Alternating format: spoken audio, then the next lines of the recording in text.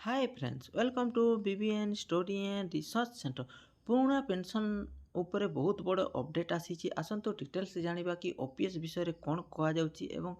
लागिबन नाई ता पूर्व जो चैनल रे प्रथम थर विजिट करथिले निश्चय चैनल को सब्सक्राइब करनेबे आपण गोटे सब्सक्राइब मो पाई मोटिवेशन हेबो एंती नुआ नुआ गवर्नमेंट जॉब सहित इंटरेस्टिंग वीडियो बनेबा पई।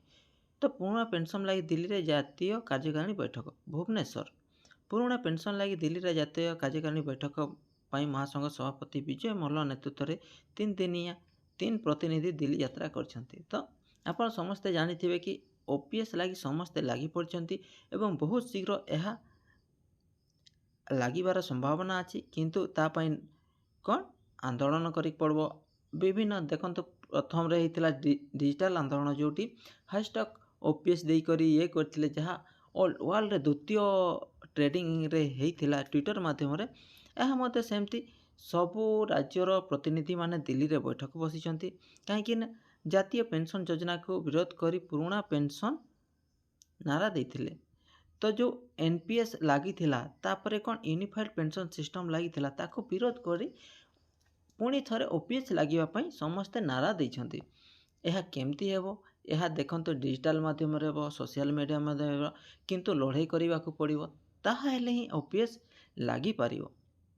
आम ओडिशा रे एबे पर्यंत एनपीएस लागिछि ओपीएस लागिनी कि यूनिफाइड पेंशन सिस्टम बा यूपीएस लागिनी। तो आम ओडिशा रे ओपीएस केमती लागिबो ता पई एबेटु प्रचेष्टा करंतु जहा द्वारा कि विभिन्न संगठन माध्यम जो ओपीएस डाकरा दिया जे तार शामिल होंतु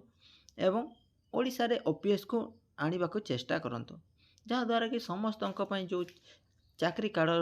30-32 वर्ष मध्य जो चाकरी कार्य कर जो जोटा आपण लाइफ रहिबो जेते दिन बंचीबे कि आपण छुआ पिला जेते दिन बंचीबे ता पई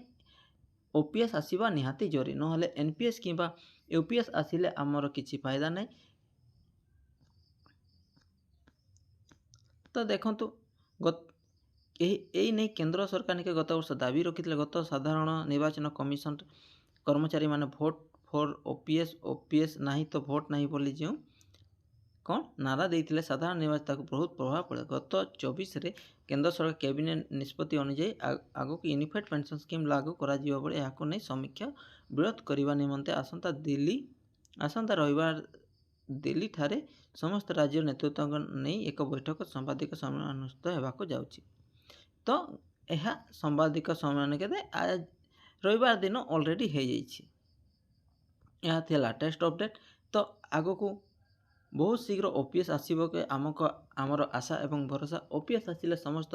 राज्यर जिते कर्मचारी अच्छा भल। यही इनफर्मेशन केमिति लागला निश्चित कमेंट माध्यम जनइबे एवं भल लगी चैनल टी सब्सक्राइब करने सहित सांग मान सहित शेयर करेंगे। Thank you, thanks for watching.